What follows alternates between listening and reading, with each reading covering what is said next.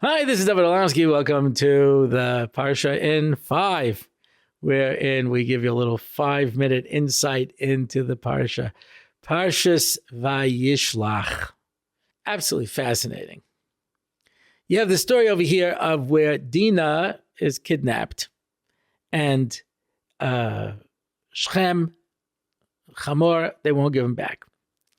And so Shimon and Levi come b'mirma, b'chochma. They come up with a plot.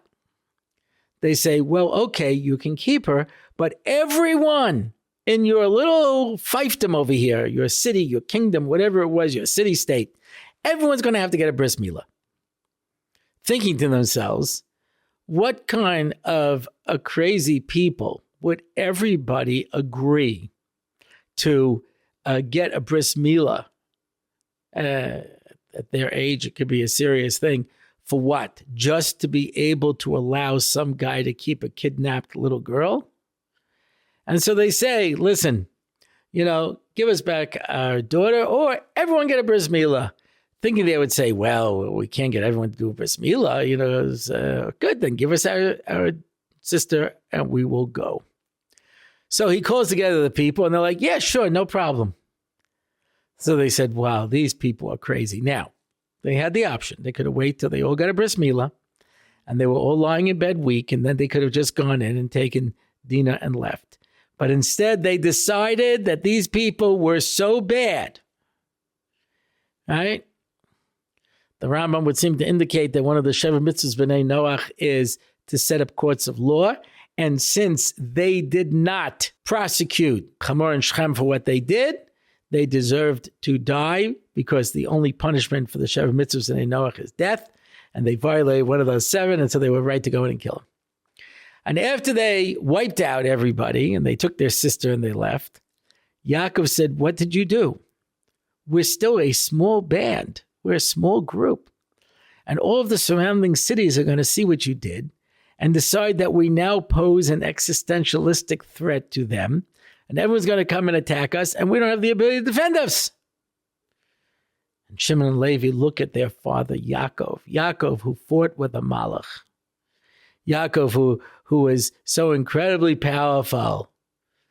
Yaakov, whose image is carved in the side of the Kisei HaKavod, and said, what? We should let our sister be treated like a zoina? Like a harlot? And Yaakov says nothing.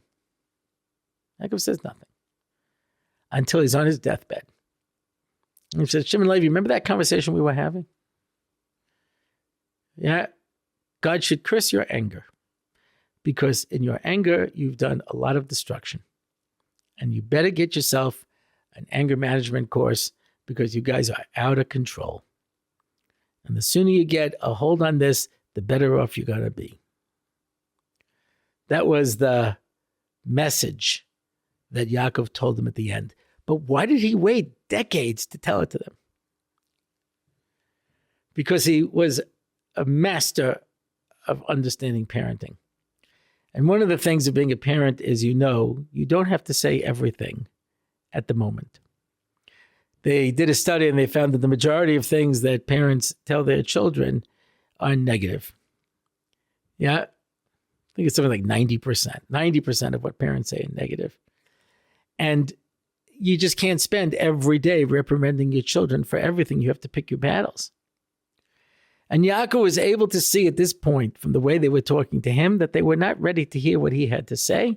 And so he decided to wait till the end of his life to be able to conclude that conversation.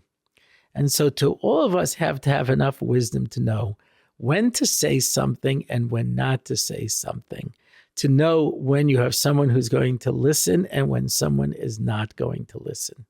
And so it's that wisdom and that insight that a person needs when you're dealing with children, talmidim, friends, neighbors. You don't have to say everything. I don't know who said it originally, but it's an old expression. Not everything that's thought should be said. Not everything that's said should be written. Not everything that's written should be published. And suddenly things come back to you and you realize, well, I really should have waited before I said that. So let us be careful in our dealings with people and make sure that we deal with them in the best possible way. Shabbos.